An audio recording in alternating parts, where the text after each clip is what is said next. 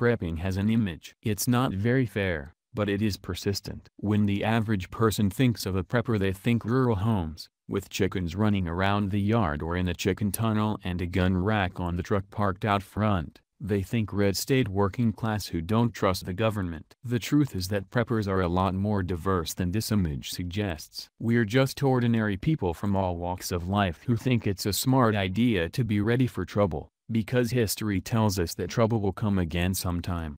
It looks like more people are waking up to that reality. Most preppers in the past have tended to be working or middle class, and a majority live in rural areas, mostly because it's a whole lot easier to actually be prepared in a rural area. But now the preparedness trend is spreading into some of America's upmarket neighborhoods. Is this something we should be positive about? Or is it a worrying development? A few weeks ago there was an article in the liberal New Yorker about how many of the USA's richest people are waking up to the need to be prepared. The magazine spoke to several Silicon Valley execs who have bought themselves plots of land, or even private islands, and started stockpiling ammunition and other essentials. What surprised the article's writer was how many wealthy Californians and New Yorkers were involved in this new, upscale survivalist movement. Some aspects of the wealthy prepping scene are just laughable. For example, there's the premium bug-out bag that contains a 3-day supply of grapefruit face cleanser, peppermint shampoo and cilantro conditioner. There's a selection of organic superfood snacks and premium teas. And it all comes in a handy leather and canvas doctor's bag with no shoulder straps and a big bright Red Cross logo that might as well say "Steal Me." Things like the Preppster Luxury Survival Kit aren't for people who want to be prepared. They're for people who want to show off to their friends how prepared they are. Basically they're a joke. On the other hand, there's a serious side to this upscale prepper movement, and maybe it's one that should worry the rest of us. Traditional preppers aren't politically connected people. We don't have access to the insider discussions where the real state of the world gets talked about. We just have a feeling that things aren't as secure as they could be, and that history, which was supposed to have ended when the Berlin Wall came down, might have a few surprises left in store for us.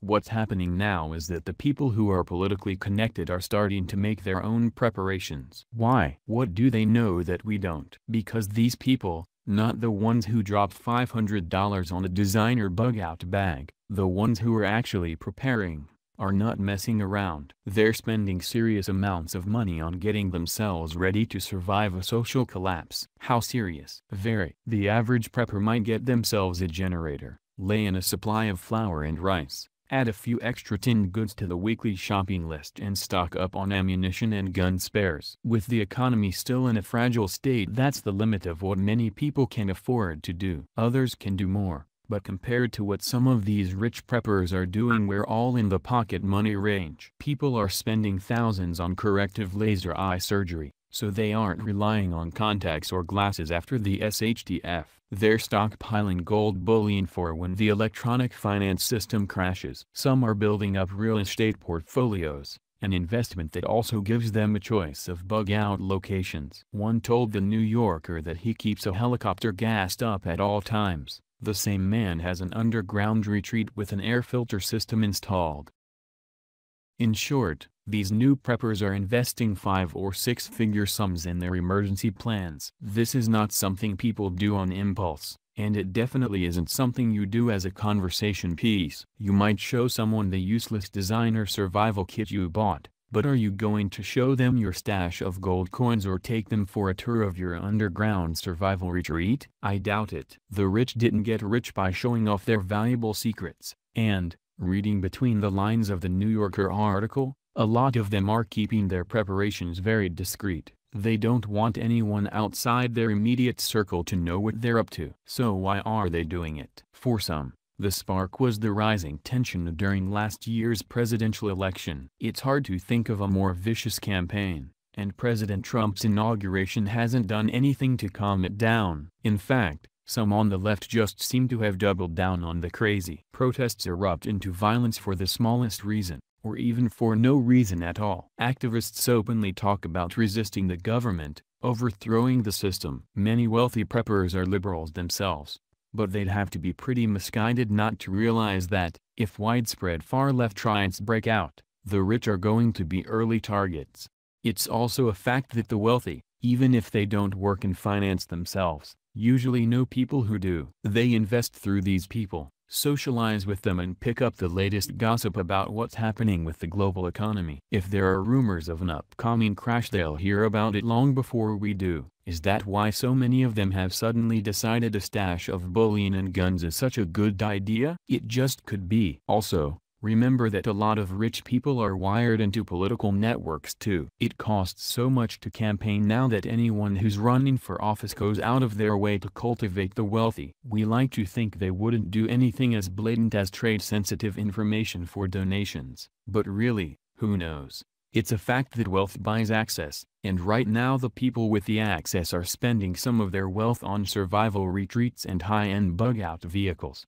If there are rumors of political instability, or the possibility of a major war, the rich will pick up on it before anyone who relies on the mainstream media for their news. If the economy is going to crash, they'll hear about it from their brokers. If the country is in financial trouble behind the scenes, and the government's trying to hide it, the elite will hear about it through their networks. They have an advance warning system that will pick up just about any SHTF scenario that's coming down the road. Is that system sending out alarms right now? Is that why the rich are stockpiling food and ammo? Here's something to think about. A lot of the country's richest people are getting into preparedness in a big way. One estimate put it at over half of California's tech billionaires. The elite are taking prepping seriously, so maybe the rest of us should step up our own efforts.